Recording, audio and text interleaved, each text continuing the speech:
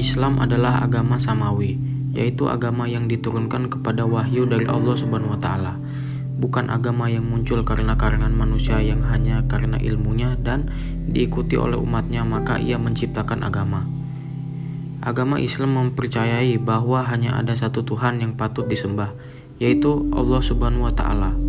Agama Islam memiliki kitab suci yaitu Al-Quran, yang merupakan kumpulan dari segala macam ilmu pengetahuan yang ada di jagat raya dan peraturan bagi umat manusia. Termasuk di dalam Al-Quran terdapat tujuan mengapa manusia terlahir di dunia. Berbicara mengenai Islam memang sangat luas, namun di sini sejarah Islam mengisahkan mengapa agama Islam yang paling benar. Diterangkan di dalam Al-Quran surat Ali Imran yang artinya, sesungguhnya agama yang diridhoi oleh Allah adalah Islam. Tiada berselisih orang-orang yang telah diberi Alkitab kecuali setelah datang pengetahuan kepada mereka. Karena kedengkian di antara mereka, barang siapa yang kafir terhadap ayat-ayat Allah, sesungguhnya Allah sangat cepat hisapnya. Al-Imran ayat 19. Dan sebenarnya munculnya berbagai agama selain Islam adalah karena munculnya kepandaian karena pengetahuan manusia yang tinggi. Pengetahuan ini menyebabkan interpretasi yang berbeda-beda dan menyebabkan konflik. Dalam sejarah Islam dikisahkan mengapa Allah dan Islam yang dipilih. Di sini kita ambil saja kisah tentang Nabi Ibrahim alaihissalam dalam usahanya mencari Tuhan. Nabi Ibrahim adalah anak dari Azar, seorang pembuat berhala untuk disembah. Tentunya agamanya bukan Islam. Pada saat itu, raja yang berkuasa adalah Raja Namrud yang mengeluarkan peraturan sangat keji, yaitu setiap anak laki-laki yang lahir di zaman itu harus dibunuh. Untuk itu orang tua Ibrahim membuang Nabi Ibrahim ke dalam gua di tengah hutan, alasannya agar tidak mengetahui kematiannya. Namun keajaiban datang, ternyata Nabi Ibrahim tetap hidup. Saat kecil ia hanya memakan madu yang keluar dari jari-jari tangannya.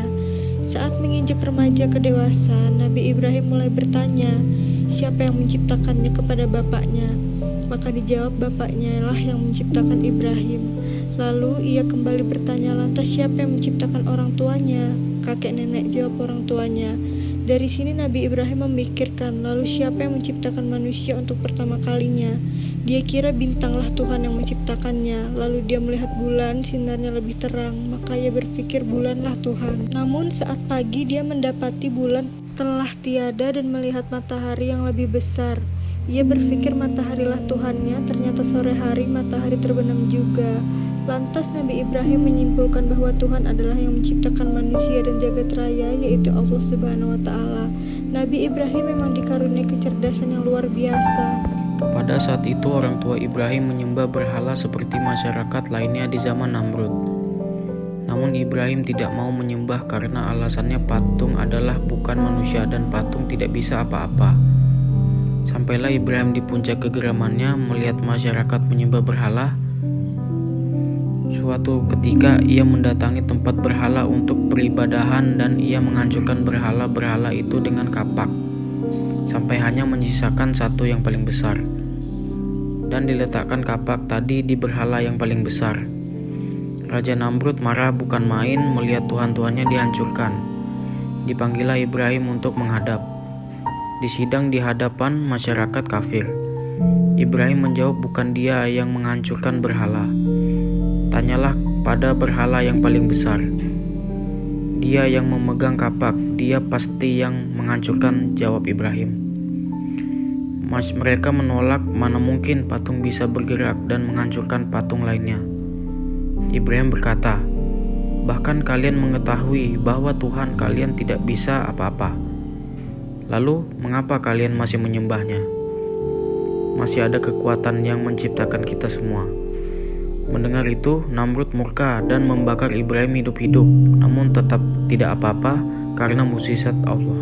Sungguh Islam merupakan agama yang turun dari Allah. Buktinya Ibrahim yang anak seorang kafir pembuat berhala, dia mencari Tuhan sendiri karena tak percaya dengan ayahnya sendiri. Dalam Al-Quran, surah Al-Ikhlas ayat 1-4 dijelaskan yang artinya, katakanlah Allah yang Maha Esa, Allah adalah Tuhan tempat meminta. Allah tidak beranak dan tidak diperanakan, dan tidak ada satupun yang setara dengan Allah. Dari surat di atas jelas bahwa perenungan Nabi Ibrahim sangat tepat jika mencoba mencari Tuhan tidak serta-merta ikut dengan kedua orang tuanya. Islam menghargai adanya perbedaan namun tetap menganggap bahwa Islam adalah yang terbenar. Pandangan Islam kepada pemeluk agama non-Islam. Memang sebelum turunnya wahyu Al-Quran, Islam masih bersifat periodeisasi dari era nabi-nabi terdahulu. Namun Al-Quran yang diturunkan kepada Nabi Muhammad SAW memang berfungsi sebagai kitab yang maha lengkap, sehingga tidak muncul lagi kitab setelahnya. Perbedaan dihargai tinggi oleh Islam. Dalam surat Al-Kafirun 1-6 dijelaskan bahwa umat Islam menerima adanya agama lain dan menganggap bagimu agamamu dan bagiku agamaku tidak usah saling mencampuri. Untuk masing-masing agama, jadi ajaran Islam mengajarkan perdamaian dalam menyampaikan kebenaran tanpa ada kekerasan. Jadi teroris itu justru bukan mengamalkan ajaran Islam, atau mereka bukan Islam, karena dalam Islam tidak pernah diajarkan memaksa.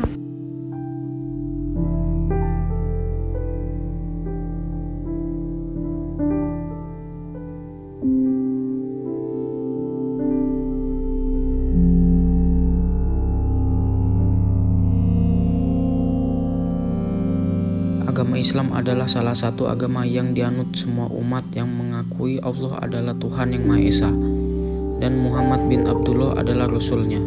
Nama agama Islam berasal dari wahyu Al-Quran yang menyatakan, "Pada hari ini kusempurnakan agamamu dan telah kucukupkan nikmatmu dan telah kuridhoi Islam sebagai agama bagimu." Islam berasal dari bahasa Arab aslama, dari kata dasar salima, yang artinya sejahtera, tidak tercela, tidak bercacat, dan selanjutnya di Indonesia menjadi kata selamat atau slim, yang berarti kedamaian, kepatuhan, penyerahan diri kepada Tuhan, sehingga Islam berarti agama sejahtera, agama perdamaian. Latar belakang sejarah. Kota Mekah adalah kota suci bagi umat Islam yang berada di sebelah timur kota pelabuhan Jeddah. Kota ini berada di lembah yang dikelilingi pegunungan batu. Kota ini telah terkenal menjadi kota tempat persinggahan dan hingga akhirnya menjadi kota lalu lintas perdagangan darat. Di dalam kota ini terdapat bangunan kokoh yang disebut Ka'bah yang dimuliakan oleh suku bangsa Arab. Ka'bah ini ada semenjak zaman Nabi Ibrahim dan anak yaitu Ismail. Ketika bendungan Arab Selatan pecah, penduduknya lari ke utara di bawah pimpinan Harits bin Amir dan kemudian menaklukkan pemerintahan sehingga banyak suku asli meninggalkan Mekah kecuali suku Quraisy. Sekitar abad 5 Masehi kekuasaan Mekah direbut oleh Quraisy dari suku Quraisy. Di tangannya, Mekah menjadi lebih baik, mulai dari pemerintahan ataupun yang lainnya. Lambat laun, banyak suku asing yang datang khususnya bulan haji untuk memuliakan Ka'bah. Tetapi kemudian ibadah itu tidak sesuai ajaran Nabi Ibrahim. Oleh karena itu, di dalam dan di sekitar Ka'bah ada berbagai macam pahala sesembahan mereka.